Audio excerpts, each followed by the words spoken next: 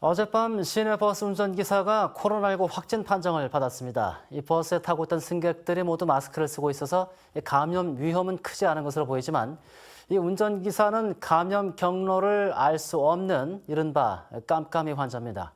서울 광화문 집회 참가자로 인한 지역 내 연쇄 감염도 발생했습니다. 유희정 기자입니다.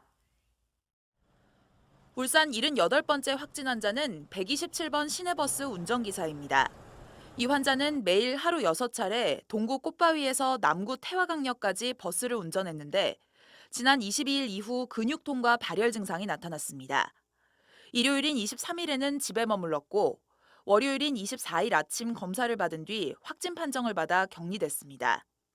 지난 20일부터 22일까지 이 환자가 운전한 버스에 탄 승객은 카드 결제로 신원이 확인되는 806명을 포함해 약 850명 정도로 추정되는데 버스 안에서는 운전기사와 승객 모두 방역수칙을 잘 따른 것으로 파악됐습니다.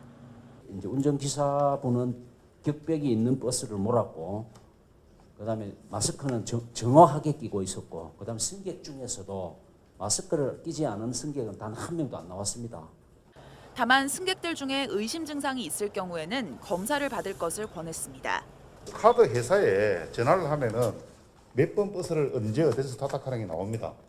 그리고 1793이 아니면은 크게 걱정할 필요 없다라고 그렇게 홍보를 하고 있습니다.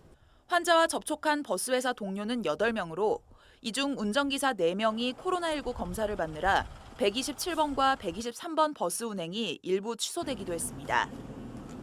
15일 서울 광화문 집회로 인한 연쇄 감염도 발생했습니다.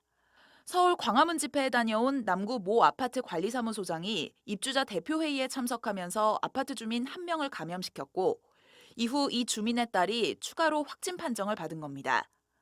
서울 광화문 집회 참가자 중 아직도 100명 이상이 코로나19 검사를 받지 않아서 이 같은 연쇄 감염 위험이 여전히 남아 있습니다. MBC 뉴스 유희정입니다.